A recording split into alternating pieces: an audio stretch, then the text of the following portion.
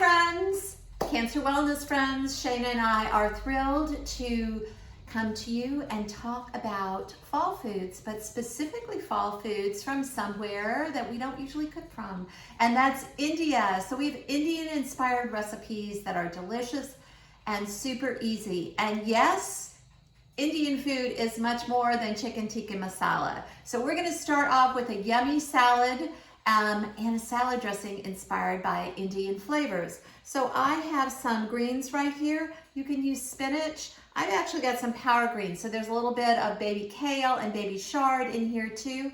We're gonna make a quick and easy dressing in the blender.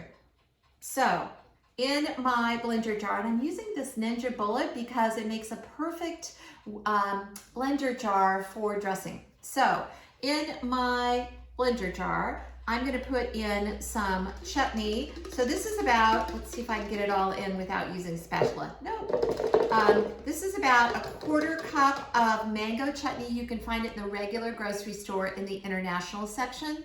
I have, oh, smells so good, a 1/4 cup of apple cider vinegar. Of course, you can find all the exact ingredients in the recipe below.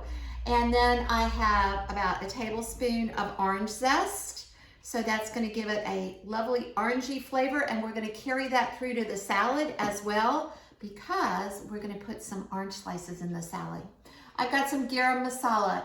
Masala in an Indian dialect means mix, and garam masala has wonderful warm baking spices like cinnamon and turmeric and black pepper and cardamom and coriander and sometimes cloves. So lots of really wonderful warm baking spice flavors. I've got 1 clove of garlic that's going in there. I've got some Dijon mustard. So there goes my Dijon, a couple tablespoons of Dijon. And of course, we're using that Dijon to emulsify the dressing to keep it together.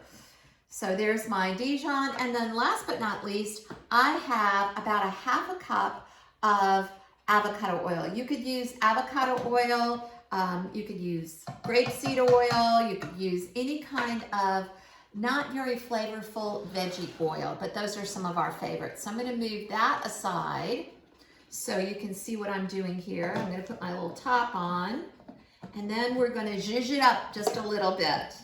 So here we go. And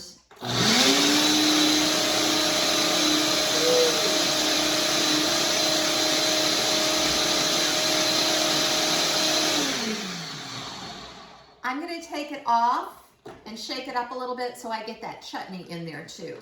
I might have to get my spatula out again. It's pretty well incorporated. So now I'm going to set this aside. Oh, you know what I need? I need a little bit of salt and pepper too, or at least a little salt probably. Let me taste it. You know, we always taste everything before we use it. Use a little bit of salt, but not much. So, teeny tiny bit of salt. Yum! And I'm going to put the rest of the salt on my greens.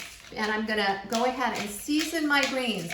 And the reason I'm doing that is, think about it. If you're making broccoli at home or something, any other veggie, do you always season them before you serve them? Of course. So why wouldn't we do that with greens too? So a little bit of freshly ground black pepper. It's actually a pepper mix. And instead of turning that on again, I'm just gonna shaky up a little bit and show you what the rest of the ingredients are. So I'm gonna go ahead and put on a little bit, some orange slices here. And remember what I said, we're carrying through that orange flavor all the way through.